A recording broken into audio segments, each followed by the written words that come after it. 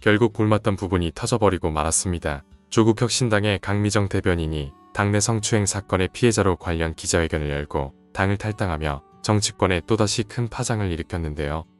조국 대표 사면 이후에도 지지율이 이렇게 계속 떨어지는 걸로 나오는데 또 이런 일이 터졌으니 상당히 좀 난감하겠는데요.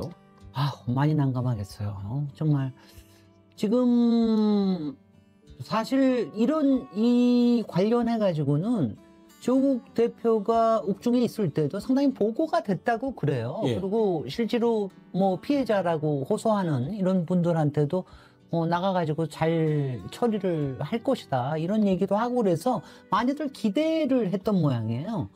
근데 실제적으로 나와서 이제 여러 가지 행보 중에 보면은 그동안 어려운 일이 굉장히 많았는데 잘 처리해줘서 고맙다 이런 식으로 당직자들한테 얘기하는 게 이렇게 무마하는 식으로 넘어가는 것 같아서. 그런데 이제 저도 여기서 실명을, 사실 이런 일이 있을 때 굉장히 괴로운 것이 피해자든 아니면 가해자로서 얘기하는 사람까지도 사실은 우리가 실명을 거론할 수가 없습니다. 그러니까 이제 이럴 때 굉장히 힘든 게 뭐냐면은 그 피해자들은 상당히, 그러니까 뭐 자기들 처지 때문에 일을 못 하는 거고, 근데 이제 이른바 가해자로 지목받은 사람들이 당에 상당히 요직을 맡고 있고, 당에 또 이른바 실세라고 할 수 있는 이런 사람들의 보호를 받고 있고, 이런 것들이 아마 알게 모르게 당내에 그 있잖아요. 왜 이런 얘기 있으면 그걸 왜 말하자고 그래? 뭐 이거 얘기한다고 더 이상 커지겠어? 뭐 이런 식으로 얘기하는 것 자체가 굉장히 좀 중압적인 분위기를 만들었던 모양 같습니다. 그래서 아마 강미정 대변인이 뭐 참다 못해서 지금 이렇게 얘기하는 것 같은데 참 난감합니다. 오늘 강미정 대변인이 그 기자회견하면서 이런 내용도 이야기를 했더라고요. 조국 전 대표가 수감돼 있는 기간에 함께 연대하는 당원들이 편지로 소식을 전한 것으로 안다. 하지만 입장 변화가 없었고 조 전 대표에게도 다른 입장을 듣지 못했다. 침묵도 제가 해석해야 할 메시지라고 생각한다. 그러니까 지금 이게 4월에 처음 문제가 불거졌는데 지금 5달 돼가는 거 아닙니까? 그런데 아무런 조치도 그동안에 없었는데 그럼 뭐 조국이 없으니까 그런가 보다 했는데 돌아왔는데도 아무런 내용이 없으니까 이제 실망을 한 거죠. 이렇게까지 사퇴한 거 보면 가해자로 혐의를 받고 있는, 혐의라고 표현해도 괜찮겠죠. 가해자로 지목되는 사람들이 조국 대표의 비호를 받고 있다. 그리고 그 얘기겠죠. 그렇죠. 예, 그러니까 조국 대표 전 대표가 나와서도 조치를 취하지 않는다. 그 얘기는 결국 그들이 지금 조국혁신당 내에 기득권층에 상당히 중요한 부분을 차지하고 있다. 이거겠죠. 이렇게 되면 당내의 처리를 가지고 뭔가 조치를 기대하기는 어려워지는 거죠. 그러면 뭐 고소고발이라든가 이건데 이제 2단계에 가면 다 같이 죽자는 거냐, 이제 흔히들 하는 얘기잖아요. 바로 거기에서 이런 일이 터지면 시시비비를 분명히 가려서 그게 제3자의 위력으로 그게 해결이 되는 그런 상황까지 가지 않는 게 그 집단을 어떻게 보면 지키는 거, 이건데 그 판단이 조국 대표 한 사람에게만 지금 의존하고 있다면 문제가 있지 않을까라는 생각이 좀 드네요. 여기에 2차 가해라 언급되는 민주당 최강욱 의원의 녹취 발언까지 퍼져 결국 어제 최 전 의원도 사과문을 올리고 민주당 정청래 당대표가 진상규명까지 요청해 놓은 상태입니다. 그 최강욱 전 의원님이 좀 말씀을 편하게 하는 스타일이잖아요. 그 녹취 파일이 조금 더 위험할 것 같은데.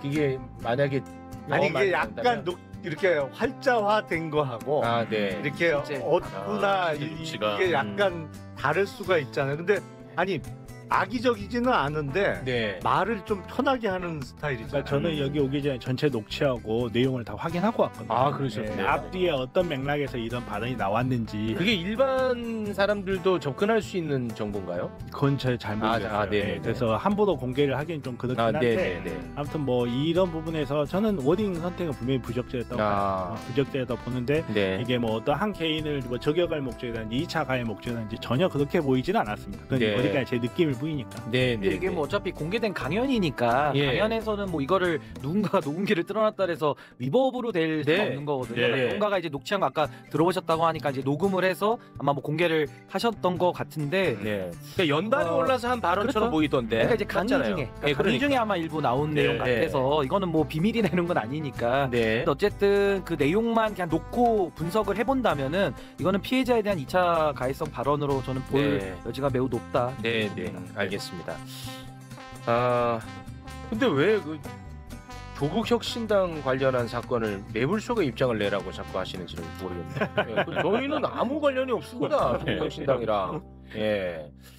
근데 저는 가해자 있지 않습니까? 가해자.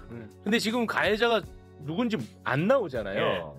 근데 그분은 조국 혁신당의 고위 당직자로 알려져 있던데 그러면 사회적 책임이 있는 분 아닐까요? 그렇죠. 작년까지는 그 중요 당직을 맡았던 걸로 제가 알고 네, 있어요. 그럼 이거는 제가 이제 궁금증인데 만약에 그렇다면 사회적 책임을 가진 인물일 텐데 왜 그 분에 대한 이야기는 안 나오는 거죠? 요거는 제가 좀 궁금해가지고. 근데 본인이 그런 내용을 공개하지 않으면 사실 이거는 나오기 어렵죠. 본인이라 하면 피해자를 말씀하시는 아니, 거죠? 가해자가. 아, 그래요? 가해자가 공개하지 않으면 실명이 나오긴 어려울 것 같아요. 아니 그러니까 그런 거죠. 이게 정말 중대 범죄로 해서 특수하게는 이제 뭐 범죄자 신상 공개 뭐 이런 것들이 있잖아요. 근데 네. 이거 그쪽까지 갈 사안은 그리고 아닌데 제가 알고 있기로 공적 인물, 그러니까 공적 인물도 단위가 다 있어서 그러니까 저는 그걸 예, 얘기해요. 그러니까 어디까지 네. 공개하는 기준이 있는데, 근데 네. 이분을 저도 그 고위 당직자로는 알고 있어서 네. 사실은 뭐 공개가 돼도 사실 그걸 가지고서 아마 그 혐의를 받는 분 입장에서 이해하기는 좀 어려울 만큼 일단 고위 당직이셨기 때문에 근데 공개는 안 됐더라고요. 그래서 저도 네. 그 부분에 대해서는 나름 경찰서에서도 이 기준을 갖고 있을 텐데 제가 그 기준은 지금 이게 파악을 제가 알고 못해서 있기로 경찰 수사가 음. 고소 고발까지는 안 된 걸로 알고 있는데 제 정확하지가 않아요. 아, 그 조사는 이거 받고 고발이 네, 받는 된 걸로 알고 사건입니다. 있어요. 고발이 예, 됐어요. 고발이 꽤 됐습니다. 오래 전에. 네, 요 고발이 정확하게 된 사건입니다. 네, 알겠습니다. 2차 가해가 있었다는 걸로 조금 정리가 될 것 같습니다. 그래서 먼저 첫 번째 조사가 미진했다라고 하는 부분에서 강미정 대변인은 사건이 접수된 지 5달이 되어가는 지금까지도 당의 피해자 지원 대책은 그 어떤 것도 마련되지 않았다. 가장 먼저 이루어져야 할 피해자 보호와 회복이 외면당하는 사이에 피해자들은 당을 떠나고 있다 이렇게 비판을 했고요. 그게 이제 하나의 골자고. 자, 그리고 2차 가해도 이뤄졌다고 주장을 했는데요. 그 관련해서는 윤리위의 인사위는 가해자와 가까운 인물들로 좀 채워져 있었고, 그리고 외부 조사기구 설치 요구는 달이 넘도록 받아들여지지 않았고, 그 과정에서 피해자들에게 너 하나 때문에 10명이 힘들다, 우리가 왜 너네들 눈치를 봐야 되냐 등의 2차 가해가 쏟아졌다고 오늘 기자회견을 열었습니다.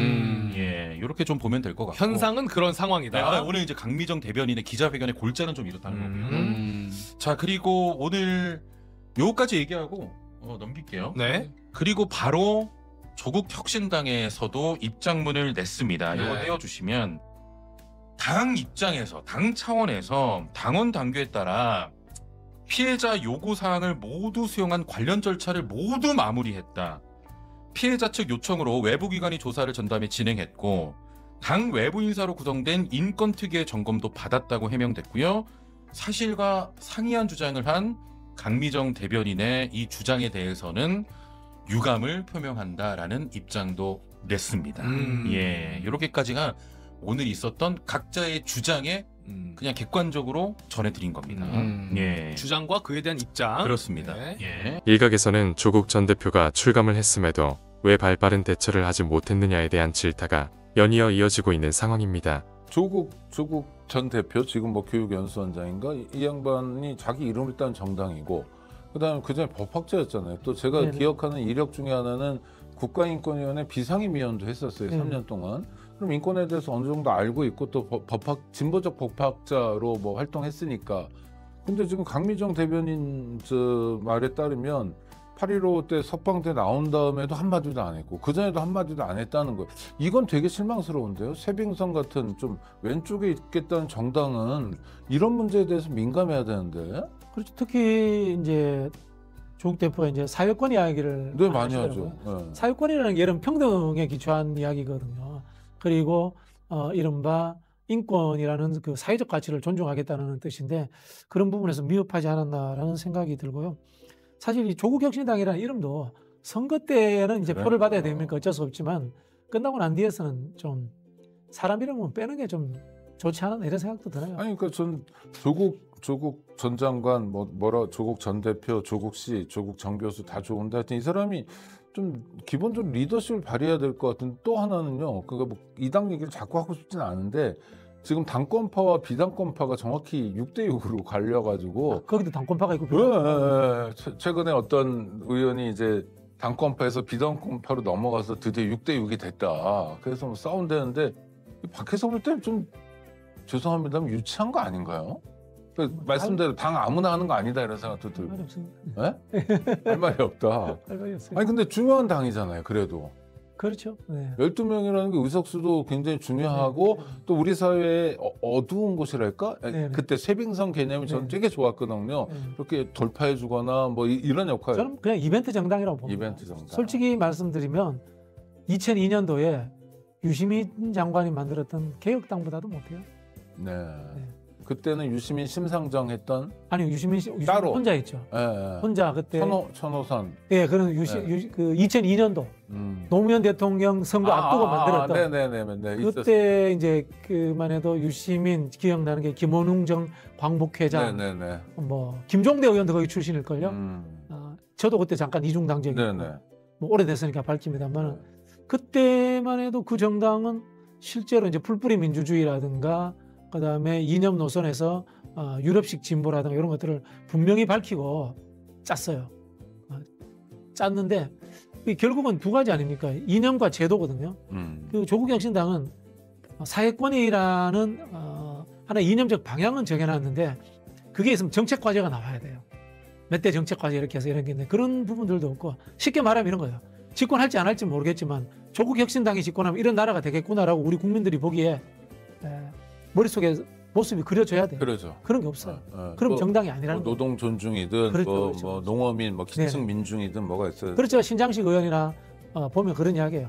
너네 진보 정당 할 거면 계급 정당 하든지 뭐 아니면 유럽식 사민주의 정당 하든지 아니면은 민주당하고 합당하든지 뭐 분명히 해라라는 이야기를 제가 자주 하거든요. 그러니까 제가 그냥 아프게 얘기한다면 조국당은 민주당에서 뭐 명함 내밀기 어려운 사람들 하고 이렇게 갑자기 이제 뭐 한 사람 조국 가까운 사람들 조국 대표의 팬덤에 의존해서 만들어진 임시 정치 결사체죠. 근데 이게 강미정 대변인 같은 사람 계속 신호음을 울렸을 텐데도 여전히 뭐 이렇게 아무 말도 안 하다가 기자회견까지 자처하고 아이고 참. 조국의봉 채널은 시청자분들의 구독과 좋아요를 항상 부탁드립니다.